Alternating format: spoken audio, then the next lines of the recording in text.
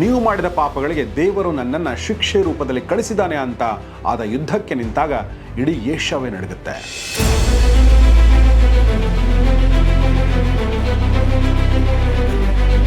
ಆತನ ಯುದ್ಧದ ರೀತಿ ಹೇಗಿತ್ತು ಅಂದ್ರೆ, ಆತ ಒಂದು ದೇಶ ಅಥವಾ ನಗರದ ಮೇಲೆ ದಾಳಿ ಮಾಡಿದ್ರೆ ಅಲ್ಲಿನ ಜನರಿಗೆ ಕೇವಲ ಎರಡು ದಾರಿಗಳಿರ್ತಿದ್ವು. ಒಂದು, ಮಂಡಿ ಊರಿ ಶರಣಾಗೋದು, ಇಲ್ಲವೇ ಸಂಪೂರ್ಣವಾಗಿ ನಾಶ ಆಗೋದು.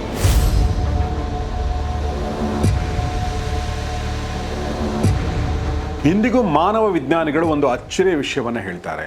ಇಡೀ ಏಷ್ಯಾ ಖಂಡದ ಸುಮಾರು 16 ಮಿಲಿಯನ್ ಜನ, ಅಂದರೆ 1.5 ಕೋಟಿಗಿಂತಲೂ ಹೆಚ್ಚು ಜನರ DNA ನೇರವಾಗಿ ಚಂಗೇಜ್ ಖಾನ್ನ DNA ಹೋಲಿಕೆ ಆಗುತ್ತಂತೆ. ಇದು ಹೇಗೆ ಸಾಧ್ಯ ಅಂತ ನೀವು ಕೇಳಬಹುದು. 1.5 ಕೋಟಿ ಜನ.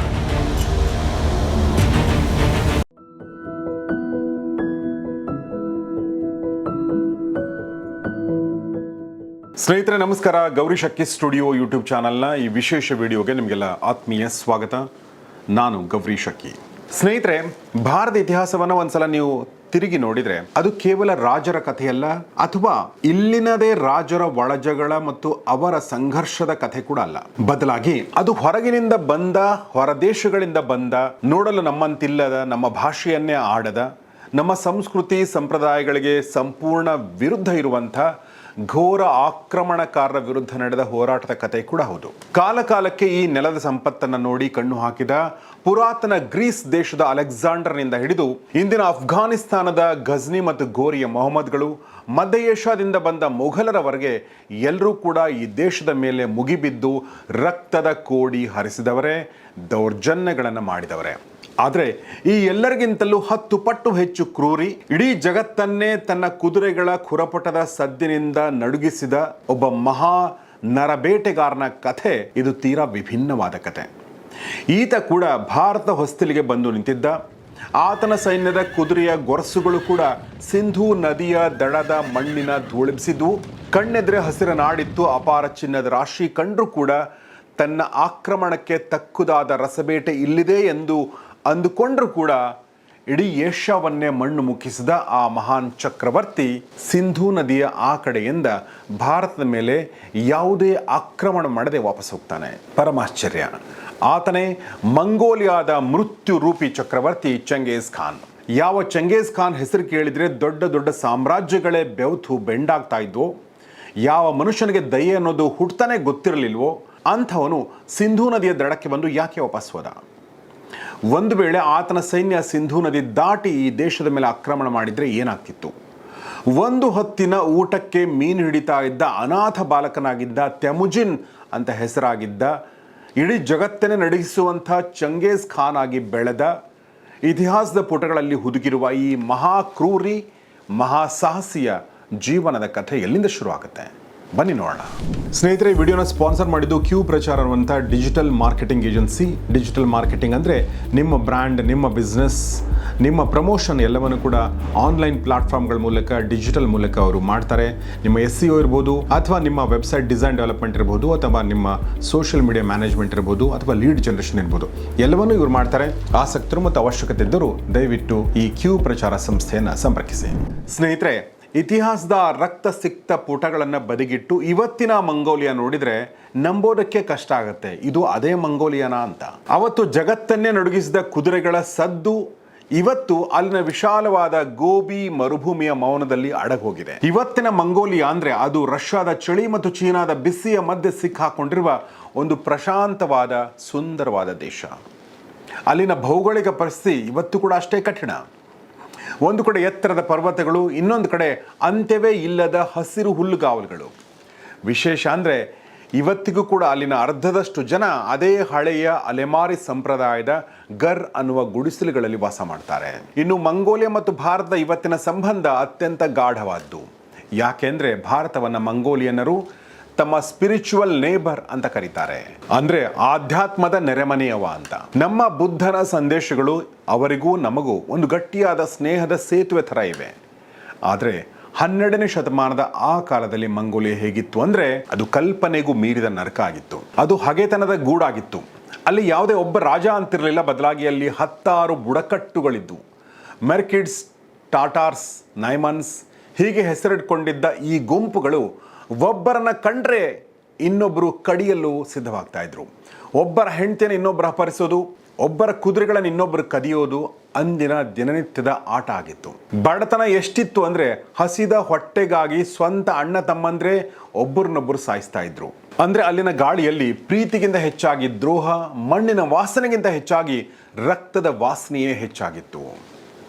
ಅಂದಿನ ಮಂಗೋಲಿಯಾದ ಮೈ ನಡುಗಿಸುವ ಚಳಿಯಲ್ಲಿ ಇಂದು ರಷ್ಯಾದಲ್ಲಿರುವ ಬೈಕಲ್ ಸರೋವರದ ಹತ್ತಿರ ಒಂದು ಪುಟ್ಟ ಗುಡಿಸಲಿನಲ್ಲಿ 1162 ಇಸ್ವಿಯಲ್ಲಿ ಅಂದರೆ 12ನೇ ಶತಮಾನದ ಮಧ್ಯಭಾಗದಲ್ಲಿ ಒಂದು ಮಗು ಹುಟ್ಟುತ್ತೆ. ಆ ಮಗುವಿನ ಹೆಸರು ತೆಮೋಜಿನ್. ಅದು ಹುಟ್ಟುವಾಗಲೇ ಮುಷ್ಟಿಯಲ್ಲಿ ರಕ್ತದ ಹೆಪ್ಪುಗಟ್ಟಿದ ಉಂಡೆಯನ್ನ ಹಿಡಿದು ಹುಟ್ಟಿತ್ತಂತೆ. ಅಲೆಮಾರಿಗಳ ನಂಬಿಕೆಯ ಪ್ರಕಾರ ಈ ಮಗು ಮುಂದೆ ದೊಡ್ಡ ರಕ್ತಪಾತ ಮಾಡುತ್ತೆ ಅಥವಾ ಜಗತ್ತನ್ನೇ ಗೆಲ್ಲುವ ಯೋಧನಾಗುತ್ತೆ ಅನ್ನೋದರ ಮುನ್ಸೂಚನೆ ಆಗಿತ್ತಂತೆ. ತೆಮೋಜಿನ್ ತಂದೆ ಯಸುಗೆ ಒಬ್ಬ ಬಲಿಷ್ಠ ಬುಡಕಟ್ಟು ನಾಯಕನಾಗಿರ್ತಾನೆ. ಆದರೆ ಮಗನಿಗೆ ಅರಮನೆಯ ಸುಖ ಏನೂ ಇರಲಿಲ್ಲ. ಬದಲಾಗಿ ಕುದುರೆ ಸವಾರಿ, ಬಿಲ್ಲುಗಾರಿಕೆ, ಪ್ರಕೃತಿ ಜೊತೆಗಿನ ಹೋರಾಟ ಇವೇ ಬಾಲ್ಯದ ಪಾಠಗಳಾಗಿದ್ದು. ಆದರೆ ಈ ಪುಟ್ಟ ಹುಡುಗನ ನೆಮ್ಮದಿ ಬಹಳ ದಿನ ಉಳಿಲಿಲ್ಲ. ಯಾಕೆ ಅಂದರೆ ತೆಮೋಜಿನ್ ಕೇವಲ 9 ವರ್ಷದವನಿದ್ದಾಗ ಆತನ ತಂದೆ ಯಸುಗೆಯನ್ನ ಶತ್ರು ಬುಡಕಟ್ಟಿನವರು ವಿಷ ಉಣಿಸಿ ಕೊಲ್ತಾರೆ. ಅಲ್ಲಿಂದ ಈ ಬಾಲಕನ ಬದುಕು ನರಕ ಆಗುತ್ತೆ. ತನ್ನವರೇ ಆದ ಬುಡಕಟ್ಟಿನ ಜನರು ಯಸುಗೆ ಇಲ್ಲದ ಮೇಲೆ ಈ ಕುಟುಂಬ ನಮಗೆ ಹೊರೆ ಅಂತ ಈ ಕುಟುಂಬವನ್ನು ಅನಾಥರನ್ನಾಗಿ ಮಾಡಿ ಕಾಡಿಗಟ್ಬಿಡ್ತಾರೆ.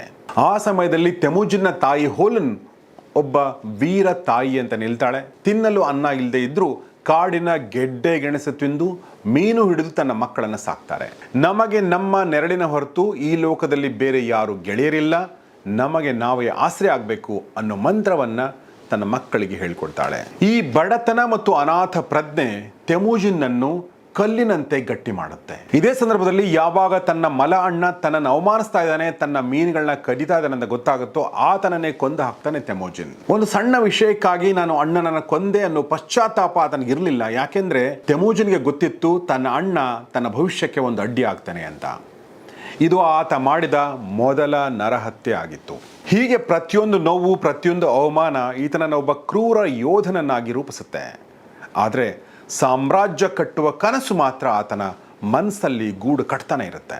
ಅಂದರೆ ಯೋಚನೆ ಮಾಡಿ, ಇರೋದು ಗುಡಿಸಲಲ್ಲಿ, ಆದರೆ ಕನಸು ಮಾತ್ರ ಸಾಮ್ರಾಜ್ಯ ಕಟ್ಟೋದು. ಇಂಥ ಸಮಯದಲ್ಲಿ ಒಂದು ಘಟನೆ ನಡೆಯುತ್ತೆ. ಆ ಘಟನೆ ಆತನ ಭವಿಷ್ಯವನ್ನು ಬದಲಾಯಿಸ್ಬಿಡುತ್ತೆ. ಅದು ಏನಂದ್ರೆ ಚೆಂಗೀಸ್ ಖಾನ್ ಅಂದರೆ ತೆಮೋಜಿನ್ನ ಪತ್ನಿಯ ಅಪಹರಣದ ಕಥೆ. ತೆಮೋಜಿನ್ ಅಂದರೆ ಮುಂದೆ ಆಗಬೇಕಿರುವ ಚೆಂಗೀಸ್ ಖಾನ್ ಮತ್ತು ಆತನ ಪತ್ನಿ ಬೋರ್ಟಿಯ ಸಂಸಾರ ಆಗ್ತಾನೆ ಕುದುರ್ತಾ ಇರುತ್ತೆ. ಬಾಲ್ಯದ ಗೆಳೆತನ ಈಗಷ್ಟೇ ಗಟ್ಟಿಯಾಗಿ ಬದುಕು ಒಂದು ಸುಂದರ ಕನಸಿನಂತೆ ಸಾಗ್ತಾ ಇರುತ್ತೆ. ಆದರೆ ಮಂಗೋಲಿಯಾದ ಆ ವಿಶಾಲ ಬಯಲಿನಲ್ಲಿ ಸುಖ ಅನ್ನೋದು ಮರೀಚಿಕೆ ಅನ್ನೋದು ಮತ್ತೊಂದ್ಸಲ ಪ್ರೂವ್ ಆಗುತ್ತೆ. ಒಂದಿನ ಸೂರ್ಯ ಮುಳುಗೋ ಹೊತ್ತಿಗೆ ನೂರಾರು ಕುದುರೆಗಳ ಕಾಲಿನ ಸದ್ದು ಕೇಳಿ ಬರುತ್ತೆ. ಅದು ಮರ್ಕಿಡ್ ಬುಡಕಟ್ಟಿನ ವೈರಿಗಳು ಬರೋ ಸದ್ದು. ತೆಮೋಜಿನ್ನ ತಂದೆ ಮಾಡಿದ ಹಳೆಯ ಹಗೆತನದ ಸೇಡು ತೀರಿಸಿಕೊಳ್ಳಲು ಅವರು ಯಮದೂತರಂತೆ ನುಗ್ಗಿ ಬರ್ತಾರೆ. ಹೆಂಡತಿ ಬೋರ್ಟಿಯನ್ನು ಹೇಗಾದರೂ ಮಾಡಿ ಉಳಿಸಬೇಕು ಅಂತ ತೆಮೋಜಿನ್ ಹೋರಾಟ ಮಾಡ್ತಾನೆ. ಆದರೆ ಶತ್ರುಗಳ ಸಂಖ್ಯೆ ಹೆಚ್ಚಾಗಿರುತ್ತೆ. ಹೀಗಾಗಿ ಅನಿವಾರ್ಯವಾಗಿ ತನ್ನ ಕುಟುಂಬವನ್ನು ಉಳಿಸಲು ತೆಮೋಜಿನ್ ಅಲ್ಲಿಂದ ತಪ್ಪಿಸ್ಕೊಳ್ಬೇಕಾಗುತ್ತೆ. ಅಸಹಾಯಕಳಾಗಿದ್ದ ಆತನ ಪತ್ನಿ ಬೋರ್ಟಿಯನ್ನು ವೈರಿಗಳು ಅಪಹರಿಸಿ ಹೊತ್ತೊಯ್ತಾರೆ. ಹೀಗೆ ತನ್ನ ಕಣ್ಣೆದುರೇ ಹೆಂಡತಿಯನ್ನು ಶತ್ರುಗಳು ಎಳೆದುಕೊಂಡು ಹೋಗ್ತಾ ಇದ್ದಾಗ ತೆಮೋಜಿನ್ ಎದೆಯಲ್ಲಿ ಉರಿದ ಆ ಕಿಚ್ಚು ಮುಂದೆ ಏನಾಗುತ್ತೆ ಅಂದ್ರೆ ಅದು ಇಡೀ ಮಂಗೋಲಿಯಾವನ್ನೇ ಸುಡುವ ಜ್ವಾಲೆಯಾಗಿ ಬದಲಾಗುತ್ತೆ. ಸೋತ್ ಕುಳಿತುಕೊಳ್ಳದಂತೂ ತೆಮೋಜಿನ್ನ ರಕ್ತದಲ್ಲೇ ಇರಲಿಲ್ಲ. ಆದ ಕೂಡಲೇ ತನ್ನ ತಂದೆಯ ಹಳೆಯ ಸ್ನೇಹಿತ ತೋರ್ಲಿ ಖಾನ್ ಮತ್ತು ಬಾಲ್ಯದ ಗೆಳೆಯ ಜಮೂಕಾ ಬಳಿ ಓಡ್ ಹೋಗ್ತಾನೆ. ತನ್ನ ಹೆಂಡತಿಯನ್ನು ಬಿಡಿಸ್ಕೊಂಡು ಬರಲು ಸೈನ್ಯದ ಸಹಾಯ ಕೇಳ್ತಾನೆ. ಅವರೆಲ್ಲ ಒಟ್ಟಾಗಿ ದೊಡ್ಡ ಸೈನ್ಯ ಕಟ್ತಾರೆ ಮತ್ತು ಮರ್ಕಿಡ್ ಬುಡಕಟ್ಟಿನ ಮೇಲೆ ಹದ್ದಿನಂತೆ ಎರಗ್ತಾರೆ. ಆ ಯುದ್ಧದಲ್ಲಿ ತೆಮೋಜಿನ್ ಪ್ರಳಯ ಕಾಲದ ರುದ್ರನಂತೆ ಹೋರಾಡ್ತಾನೆ. ಮೆರ್ಕಿಡ್ಗಳ ಅಹಂಕಾರವನ್ನು ಧೂಳಿಪಟ ಮಾಡ್ತಾನೆ. ಕೊನೆಗೂ ಬೋರ್ಟಿಯನ್ನು ಬಿಡಿಸ್ಕೊಂಡು ಬರ್ತಾನೆ. ಇದು ಆತನ ಮೊದಲ ಗೆಲುವು. ಆದರೆ ಈ ಮೊದಲ ಗೆಲುವು ಒಬ್ಬ ಪತಿಯ ಗೆಲುವಾಗಿರಲಿಲ್ಲ. ಬದಲಾಗಿ ಇದು ತೆಮೋಜಿನ್ನ ನಾಯಕತ್ವದ ಶಕ್ತಿಯನ್ನ ಇಡೀ ಜಗತ್ತಿಗೆ ತೋರಿಸಿದ ಗೆಲುವಾಗಿತ್ತು. ಅಲ್ಲಿವರೆಗೂ ಒಬ್ಬ ಸಾಮಾನ್ಯ ಯೋಧನಾಗಿದ್ದವನು ಈಗ ಅಲ್ಲಿನ ಜನರ ಕಣ್ಣಲ್ಲಿ ಒಬ್ಬ ಮಹಾನ್ ನಾಯಕನಾಗಿ ಕಾಣ್ತಾನೆ. ಆದರೆ ಸ್ನೇಹಿತರೆ, ತೆಮೋಜಿನ್ನನ್ನ ಅಂದಿನ ಬುಡಕಟ್ಟಿನ ಜನ ನಾಯಕನನ್ನಾಗಿ ಅಷ್ಟು ಸುಲಭವಾಗಿ ಒಪ್ಕೊಳ್ತಾರ? ಬನ್ನಿ ನೋಡೋಣ.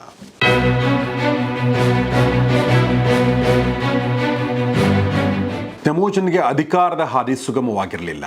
ಮುಂದೆ ಏನಾಗುತ್ತೆ ಅಂದ್ರೆ ಜೊತೆಯಾಗಿ ಹೋರಾಟ ಮಾಡಿದಂಥ ಜೀವದ ಗೆಳೆಯ ಜಮುಕಾ ಮತ್ತು ತೆಮೋಜಿನ್ ಮಧ್ಯೆ ಬಿರುಕು ಬಿಡುತ್ತೆ. ಯಾಕೆ ಅಂದ್ರೆ ಜಮುಕಾ ಹಳೆಯ ಸಂಪ್ರದಾಯದಂತೆ ಶ್ರೀಮಂತ ವಂಶಸ್ಥರಿಗೆ ಮಾತ್ರ ಗೌರವ ಕೊಡ್ತಾ ಇರ್ತಾನೆ. ಆದರೆ ತೆಮುಜಿನ್ ಸಾಮಾನ್ಯ ಸೈನಿಕನಲ್ಲೂ ಇರುವ ಶಕ್ತಿಯನ್ನು ಗುರುತಿಸಿ, ನಿಷ್ಠೆಯನ್ನು ಗುರುತಿಸಿ ಆತನಿಗೆ ಬೆಲೆ ಕೊಡ್ತಾ ಇರ್ತಾನೆ. ಹೀಗಾಗಿ ಮುಂದೆ ಒಂದು ದೊಡ್ಡ ಯುದ್ಧ ಈ ಇಬ್ಬರು ಸ್ನೇಹಿತರ ಮಧ್ಯೆ ನಡೆಯುತ್ತೆ. ತೆಮುಜಿನ್ ಸೈನ್ಯದ ಪ್ರತಿಯೊಬ್ಬ ಸೈನಿಕ ಕೂಡ ತೆಮುಜಿನ್ಗಾಗಿ ಪ್ರಾಣ ಕೊಡಲು ತಯಾರಿರ್ತಾನೆ. ಯಾಕೆಂದರೆ ತೆಮುಜಿನ್ ಯುದ್ಧದಲ್ಲಿ ಗೆದ್ದ ಸಂಪತ್ತನ್ನು ಸೈನಿಕರಿಗೆ ಸಮನಾಗಿ ಹಂಚ್ತಾ ಇರ್ತಾನೆ. ಅವರ ಸುಖ ದುಃಖಗಳಲ್ಲಿ ಭಾಗಿಯಾಗ್ತಾ ಇರ್ತಾನೆ. ಹೀಗಾಗಿ ಜಮುಖ ಹೀನಾಯವಾಗಿ ಸೋಲ್ತಾನೆ. ಕೊನೆಗೆ 1206ನೇ ಇಸ್ವಿಯಲ್ಲಿ ಓನಾನ್ ನದಿಯ ದಂಡೆಯ ಮೇಲೆ ಮಂಗೋಲಿಯಾದ ಎಲ್ಲ ಬುಡಕಟ್ಟು ಜನರು ಸಭೆ ಸೇರ್ತಾರೆ. ಅಲ್ಲಿ ನೆರೆದಿದ್ದ 10,000 ಬುಡಕಟ್ಟುಗಳ ಮುಖ್ಯಸ್ಥರು ಏಕಕಂಠದಿಂದ ಅಂದರೆ ಒಕ್ಕೊರಲಿನಿಂದ ತೆಮುಜಿನನ್ನು ಚೆಂಗೇಜ್ ಖಾನ್ ಅಂತ ಘೋಷಿಸ್ತಾರೆ. ಚೆಂಗೇಜ್ ಖಾನ್ ಅಂದರೆ ವಿಶ್ವದ ಅಧಿಪತಿ ಅಂತ ಅರ್ಥ. ಅಲ್ಲಿವರೆಗೂ ಹರಿದು ಹಂಚಿ ಹೋಗಿದ್ದ ಬುಡಕಟ್ಟುಗಳನ್ನು ಒಗ್ಗೂಡಿಸಿ ಒಂದು ಬಲಿಷ್ಠ ರಾಷ್ಟ್ರವನ್ನು ಕಟ್ಟೋದು ಚೆಂಗೇಜ್ ಖಾನ್ನ ಗುರಿಯಾಗಿರುತ್ತೆ. ಆದರೆ ಅದು ಸುಲಭದ ಮಾತಾಗಿರಲಿಲ್ಲ. ಆದರೂ ಕೂಡ ಅಂದು ಆ ವಿಶಾಲವಾದ ಹುಲ್ಗಾವಲಿನಲ್ಲಿ ಕೇವಲ ಒಬ್ಬ ಬುಡಕಟ್ಟು ನಾಯಕ ಹುಟ್ಟಲಿಲ್ಲ, ಬದಲಾಗಿ ಇಡೀ ಜಗತ್ತಿನ ಭೂಪಟವನ್ನೇ ಬದಲಿಸಬಲ್ಲ ಮಹಾನ್ ಶಕ್ತಿಯ ಉದಯ ಆಯಿತು ಅಂತ ಹೇಳ್ಬೋದು. ಆತ ರೂಪಿಸಿದ ಕಾನೂನುಗಳು ಮತ್ತು ಆತನ ಕ್ರೌರ್ಯ ಮುಂದಿನ ದಿನಗಳಲ್ಲಿ, ಮುಂದಿನ ವರ್ಷಗಳಲ್ಲಿ ಇಡೀ ಏಷ್ಯಾ ಖಂಡವನ್ನು ಮತ್ತು ಯುರೋಪ್ಗಳನ್ನು ನಡುಗಿಸ್ತವೆ. ತನ್ನ ತಂದೆಯನ್ನು ಕೊಂದವರು, ತಾಯಿಯನ್ನು ಅವಮಾನಿಸಿದವರು, ತನ್ನನ್ನು ಕಾಡಿದವರು ಎಲ್ಲರನ್ನ ಮಣ್ಣು ಮುಕ್ಕಿಸಿ ಅನಾಥನಾಗಿದ್ದ ತೆಮುಜಿನ್ ಇಡೀ ಮಂಗೋಲ್ ಜನಾಂಗದ ಸುಪ್ರೀಂ ಲೀಡರ್ ಆಗಿ ಚೆಂಗೇಜ್ ಖಾನ್ ಆಗಿ ಬೆಳೆದ ಕಥೆ ಮಧ್ಯಯುಗದ ಒಂದು ಸಾಹಸ ಗಾಥೆ.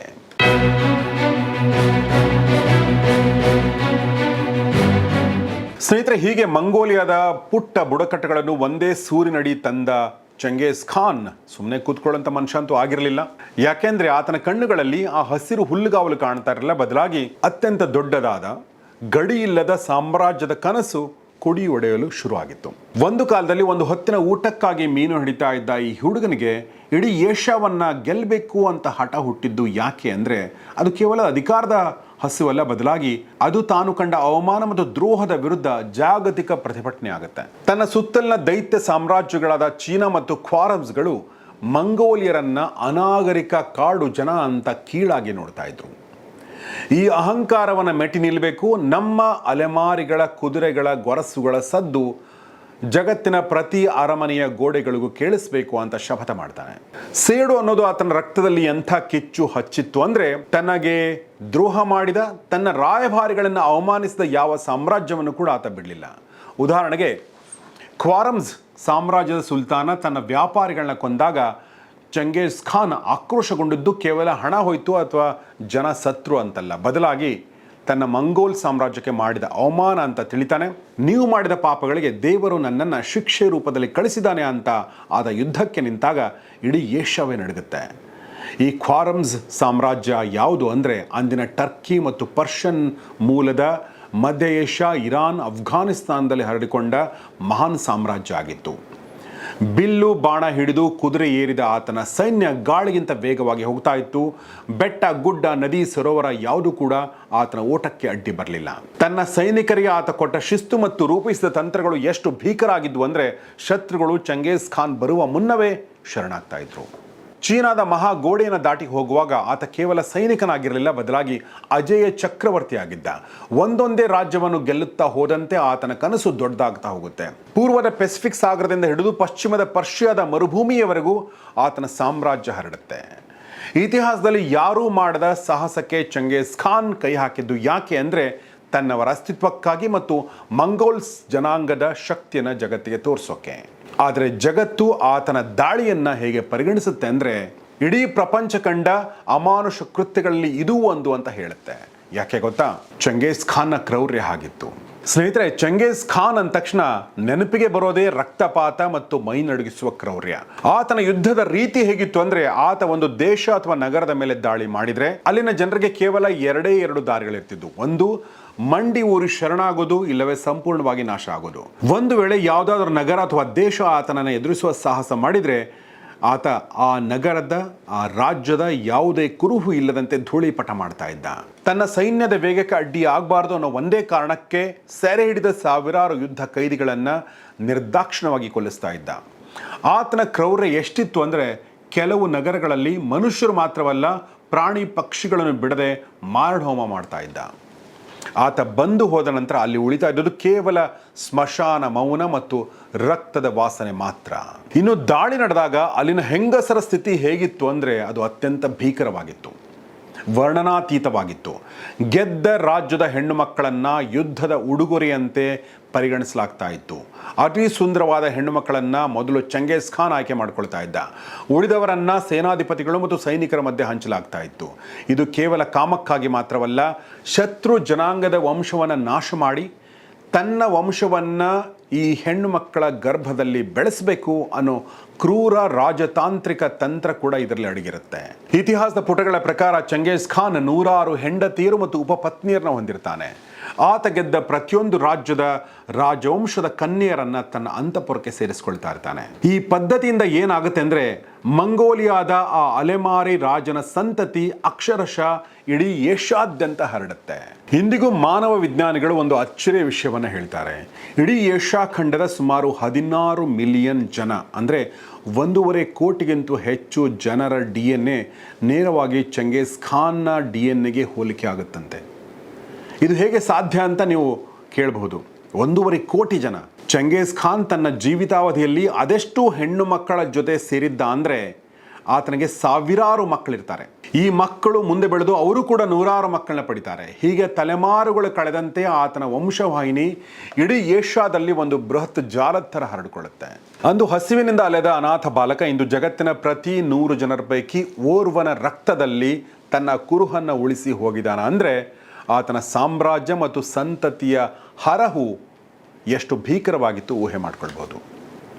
ಚಂಗೇಜ್ ಖಾನ್ ಸತ್ತು 100 ವರ್ಷಗಳಾದರೂ ಕೂಡ ಆತನ ರಕ್ತ ಇಂದಿಗೂ ಅದೆಷ್ಟೋ ಜನರ ನರನಾಡಿಗಳಲ್ಲಿ ಹರಿತಾ ಇದೆ ಅನ್ನೋದು ಜಗತ್ತು ಕಂಡ, ಇತಿಹಾಸ ಕಂಡ ಅತಿ ದೊಡ್ಡ ಮತ್ತು ಅತ್ಯಂತ ವಿಚಿತ್ರವಾದ ಸತ್ಯ.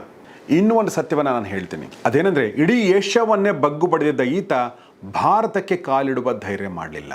ಚಂಗೇಜ್ ಖಾನ್ ಎಂಬ ಭೀಕರ ಸುಂಟರಗಾಳಿ ಇಡೀ ಜಗತ್ತನ್ನು ನುಂಗಲು ಹೊರಟು ಭಾರತದ ಗಡಿವರೆಗೂ ಬಂದು ನಿಂತಿದ್ದ ಆ ಕ್ಷಣ ಇತಿಹಾಸದ ಅತ್ಯಂತ ದೊಡ್ಡ ನಿಗೂಢಗಳಲ್ಲಿ ಒಂದು. ಯಾಕೆ ಅಂತ ಹೇಳ್ತೀನಿ. ಅದು 1221 ಸಮಯ. ಸಿಂಧೂ ನದಿಯ ದಂಡೆಯ ಮೇಲೆ ಮಂಗೋಲ್ ಕುದುರೆಗಳ ಗೊರಸುಗಳು ಮಣ್ಣು ಹಾರಿಸ್ತಾ ಇದ್ದವು. ಕಣ್ಣೆದುರೆ ಸೋನೆ ಕಿ ಚಿಡಿಯಾ ಅಂದರೆ ಬಂಗಾರದ ಪಕ್ಷಿ, ಬಂಗಾರದ ಹಕ್ಕಿ ಎಂದು ಕರೆಯಲ್ಪಡ್ತಾ ಇದ್ದ ಭಾರತ ಇತ್ತು. ಅಷ್ಟೊಂದು ಸಂಪತ್ತು ಕಣ್ಣೆದುರುಗಡೆ ಇದ್ರೂ ಕೂಡ ಇಡೀ ಏಷ್ಯಾವನ್ನೇ ಮಣ್ಣು ಮುಕ್ಕಿಸಿದ ಈ ಕ್ರೂರ ಚಕ್ರವರ್ತಿ ಭಾರತಕ್ಕೆ ಕಾಲಿಡದೆ ಹೋದದ್ದು ಯಾಕೆ? ಇದರ ಹಿಂದೆ ಅಡಗಿದೆ ಒಂದು ಸೇಡಿನ ರಾಜತಾಂತ್ರಿಕತೆ ಮತ್ತು ಮಂಗೋಲಿಯಾದ ಆ ಅತೀಂದ್ರಿಯ ನಂಬಿಕೆಗಳು.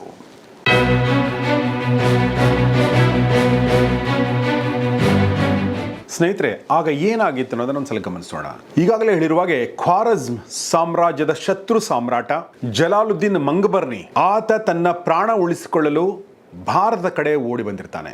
ಆತನನ್ನ ಬೆನ್ನಟ್ಟಿ ಬಂದಿರ್ತಾನೆ ಇದೇ ಚಂಗೇಜ್ ಖಾನ್. ಸಿಂಧೂ ನದಿಯ ಹತ್ರ ಬಂದು ನಿಂತಿರ್ತಾನೆ. ಈ ಜಲಾಲುದ್ದೀನ್ ಮಂಗಬರ್ನಿ ದೆಹಲಿಯ ಸುಲ್ತಾನ ಇಲ್ತಮಿಷ್ ಹತ್ರ ಬಂದು ಸಹಾಯ ಕೇಳ್ತಾನೆ. ಆದರೆ ಇಲ್ತಮಿಷ್ ಅಂದಿನ ದೆಹಲಿ ದೊರೆ ತುಂಬ ಚಾಣಾಕ್ಷತನದಿಂದ ನಡ್ಕೊಳ್ತಾನೆ. ಚಂಗೇಜ್ ಖಾನ್ನ ಕ್ರೌರ್ಯದ ಬಗ್ಗೆ ಆತನಿಗೆ ಗೊತ್ತಿರುತ್ತೆ. ಹೀಗಾಗಿ ನಮ್ಮ ದೇಶದ ಹವಾಮಾನ ನಿನಗೆ ಒಗ್ಗೋದಿಲ್ಲ ಅಂತ ಹೇಳಿ ಜಲಾಲುದ್ದೀನ್ ಮಂಗಬರ್ನಿಗೆ ಆಶ್ರಯ ನೀಡಲು ನಿರಾಕರಿಸ್ತಾನೆ. ಯಾವಾಗ ದೆಹಲಿಯ ಸುಲ್ತಾನ ತನ್ನ ಶತ್ರುವಿಗೆ ಸಹಾಯ ಮಾಡಲಿಲ್ವೋ ಚಂಗೇಜ್ ಖಾನ್ಗೆ ಭಾರತದ ಮೇಲೆ ದಾಳಿ ಮಾಡಲು ಯಾವುದೇ ವೈಯಕ್ತಿಕ ರಂಜಿಶ್ ಅಥವಾ ಸೇಡಿನ ಕಾರಣ ಇರಲಿಲ್ಲ. ತನಗೆ ದ್ರೋಹ ಮಾಡದವರ ಜೊತೆಗೆ ಆತ ಅನಗತ್ಯವಾಗಿ ಯುದ್ಧಕ್ಕೆ ಇಳಿತಾ ಇರಲಿಲ್ಲ. ಆದರೆ ಕೇವಲ ಇಷ್ಟು ಮಾತ್ರವಲ್ಲ, ಇದರ ಹಿಂದೆ ಇನ್ನೊಂದು ಬಲವಾದ ನಂಬಿಕೆ ಕೂಡ ಇತ್ತು ಅನ್ನಲಾಗತ್ತೆ. ಅದೇನೆಂದರೆ ಚಂಗೇಜ್ ಖಾನ್ ಪ್ರಕೃತಿಯನ್ನು ಆರಾಧಿಸುವ ಟೆಂಗ್ರಿಸಮ್ ಧರ್ಮಕ್ಕೆ ಸೇರಿದವನಾಗಿರ್ತಾನೆ. ಆದರೂ ಕೂಡ ಆತನಿಗೆ ಬೌದ್ಧ ಧರ್ಮದ ಮೇಲೆ ಅಪಾರ ಗೌರವ ಇರುತ್ತೆ. ಭಾರತ ಬೌದ್ಧ ಧರ್ಮದ ಜನ್ಮಭೂಮಿ ಅನ್ನೋದು ಆತನಿಗೆ ಗೊತ್ತಿರುತ್ತೆ. ತನ್ನ ಧರ್ಮದ ಗುರು ಮತ್ತು ಆಧ್ಯಾತ್ಮಿಕ ನಂಬಿಕೆಗೆ ಬೆಲೆ ಕೊಡ್ತಾ ಇದ್ದ ಆತ ಪವಿತ್ರವಾದ ಈ ಭೂಮಿ ಮೇಲೆ ರಕ್ತ ಹರಿಸೋದು ಬೇಡ ಅಂತ ಭಾವಿಸಿರಬಹುದು ಅಂತಾರೆ ಇತಿಹಾಸಕಾರರು. ಅಷ್ಟೇ ಅಲ್ಲ, ಅಂದು ಮಂಗೋಲಿಯಾದಲ್ಲಿ ಅತೀಂದ್ರಿಯ ಶಕ್ತಿಗಳನ್ನ ನಂಬುವ ಸಂಪ್ರದಾಯ ಇತ್ತು. ಸಿಂಧೂ ನದಿಯ ದಂಡೆ ಮೇಲೆ ನಿಂತಿದ್ದಾಗ ಆತನಿಗೆ ಯಾವುದೋ ಒಂದು ದೈವಿ ಸಂಕೇತ ಅಥವಾ ವಿಚಿತ್ರ ಪ್ರಾಣಿಯ ದರ್ಶನ ಆಗಿ ಆತನನ್ನು ಮುಂದೆ ಹೋಗದಂತೆ ತಡೀತು ಅನ್ನೋ ಕಥೆಗಳು ಕೂಡ ಇವೆ. ಕೊನೆಯದಾಗಿ ಇನ್ನೂ ಒಂದು ಕಾರಣ ಕೂಡ ಇದೆ. ಭಾರತದ ಆ ಮೈ ಸುಡುವ ಬಿಸಿಲು ಮತ್ತು ಆರ್ದ್ರತೆ, ಈ ಹವಾಮಾನ ಚಂಗೇಜ್ ಖಾನ್ನ ಸೈನ್ಯಕ್ಕೆ ಮೃತ್ಯುವಿನಂತೆ ಕಾಣುತ್ತೆ. ಮಂಗೋಲಿಯಾದ ಮೈ ನಡುಗಿಸುವ ಚಳಿಯಲ್ಲಿ ಬೆಳೆದ ಆ ಸೈನಿಕರಿಗೆ ಮತ್ತು ಅವರ ಕುದುರೆಗಳಿಗೆ ಭಾರತದ ಉರಿ ಬಿಸಿಲು ಸಹಿಸಲು ಸಾಧ್ಯ ಆಗ್ತಿರಲಿಲ್ಲ. ಜೊತೆಗೆ ಇದೇ ಸಮಯಕ್ಕೆ ಆತನ ಸ್ವಂತ ಸಾಮ್ರಾಜ್ಯದ ಒಂದು ಭಾಗದಲ್ಲಿ ದ್ರೋಹದ ಸುಳಿವು ಸಿಗುತ್ತೆ. ಹೀಗಾಗಿ ಚಂಗೇಜ್ ಖಾನ್ ತನ್ನ ಕೈಯಲ್ಲಿದ್ದ ಚಿನ್ನದ ಹಕ್ಕಿಯನ್ನು ಬಿಟ್ಟು ಮರಳಿ ಚೀನಾದ ಕಡೆಗೆ, ತನ್ನ ನಾಡಿನ ಕಡೆಗೆ ಮುಖ ಮಾಡ್ತಾನೆ. ಹೀಗಾಗಿ ದೆಹಲಿ ಸುಲ್ತಾನರ ಚಾಣಾಕ್ಷತನ, ಚಂಗೇಜ್ ಖಾನ್ನ ಸೇಡಿನ ಸಿದ್ಧಾಂತ ಮತ್ತು ಹವಾಮಾನದ ಆಟ ಎಲ್ಲ ಸೇರಿ ಭಾರತವನ್ನು ಇತಿಹಾಸದ ಭೀಕರ ರಕ್ತಪಾತದಿಂದ ಕಾಪಾಡಿದು ಅಂತ ಹೇಳ್ಬೋದು. ಒಂದು ವೇಳೆ ಆತ ಸಿಂಧೂ ನದಿಯನ್ನು ದಾಟಿದರೆ ಪ್ರಾಯಶಃ ಭಾರತ ಇತಿಹಾಸ ಮತ್ತಷ್ಟು ಬದಲಾಗಿರ್ತಿತ್ತು. ಸ್ನೇಹಿತರೆ, ಇದು ಆತನ ಬದುಕು, ಆತನ ಹೋರಾಟ, ಆತನ ವಿಜಯ ಗಾಥೆ. ಆದರೆ ಇಂಥ ವ್ಯಕ್ತಿ, ಜಗತ್ತನ್ನು ನಡುಗಿಸಿದ ಈ ವ್ಯಕ್ತಿಯ ಸಾವು ಹೇಗಾಯಿತು? ಇದು ಕೂಡ ಒಂದು ನಿಗೂಢವೇ.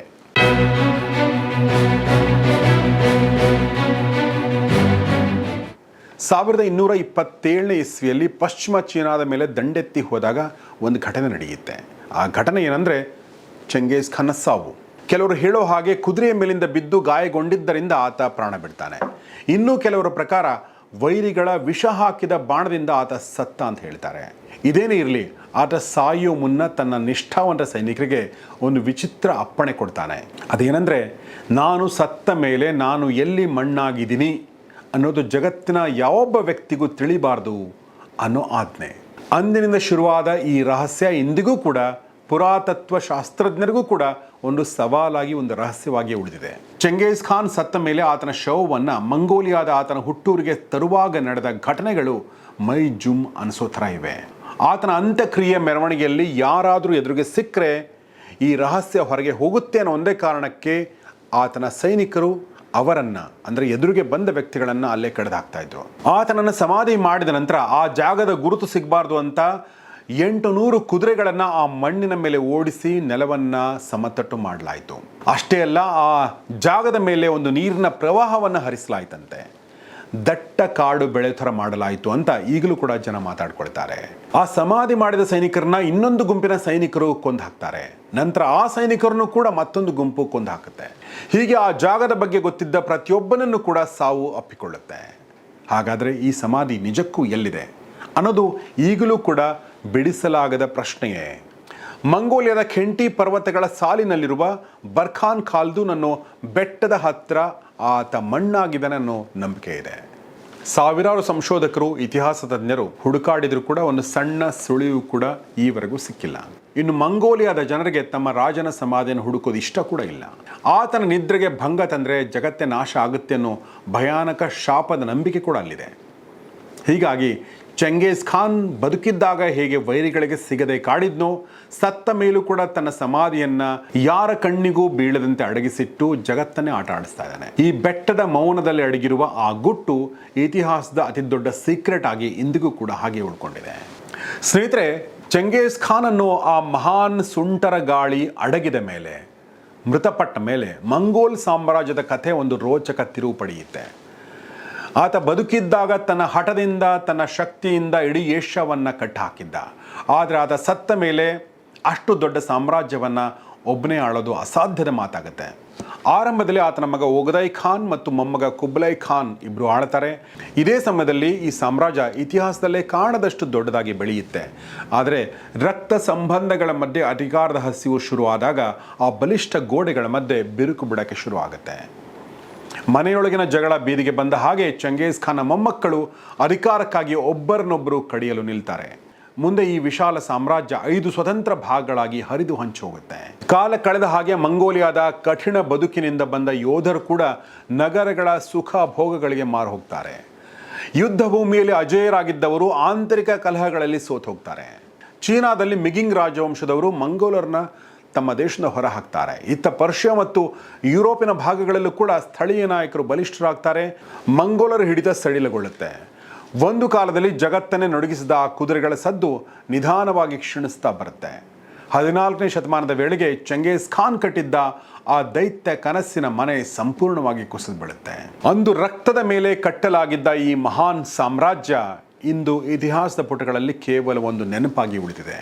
ಸ್ನೇಹಿತರೆ, ಅನಾಥನಾಗಿ ಒಂದು ಹೊತ್ತಿನ ಊಟಕ್ಕೂ ಗತಿಯಿಲ್ಲದೆ ಅಲೆದ ಆ ಪುಟ್ಟ ಹುಡುಗ ತೆಮೋಜಿನ್ ತನ್ನ ಹಠ ಮತ್ತು ಸೇಡಿನಿಂದ ಜಗತ್ತಿನ ಭೂಪಟವನ್ನೇ ಬದಲಿಸಿದ್ದ ಚಂಗೇಜ್ ಖಾನ್ ಆಗಿದ್ದು ಸುಮ್ಮನೆ ಅಲ್ಲ.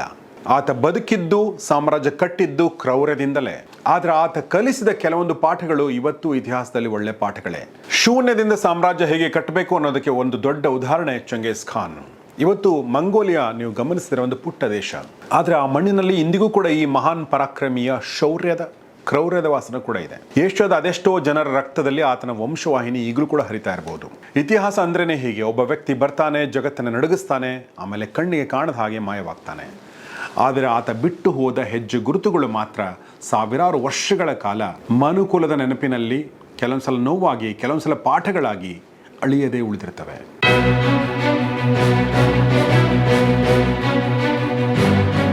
ಸ್ನೇಹಿತರೆ, ಇದು ಚೆಂಗೀಸ್ ಖಾನ್ ಅನ್ನೋ ಮಹಾನ್ ಪರಾಕ್ರಮಿಯ, ಮಹಾನ್ ಕ್ರೂರಿಯ ಒಂದು ರೋಚಕ ಕಥೆ. ಈ ಕುರಿತಾಗಿ ನಿಮ್ಮ ಅನಿಸಿಕೆಗಳನ್ನ ದಯವಿಟ್ಟು ಕಮೆಂಟ್ ಬಾಕ್ಸಲ್ಲಿ ತಿಳಿಸಿ. ನೋಡ್ತಾರೆ ಗೌರಿ ಶಕ್ಕಿ ಸ್ಟುಡಿಯೋ, ನೋಡ್ತಾರೆ ಒಳ್ಳೆ ಕಾರ್ಯಕ್ರಮಗಳನ್ನ. ನಮಸ್ಕಾರ.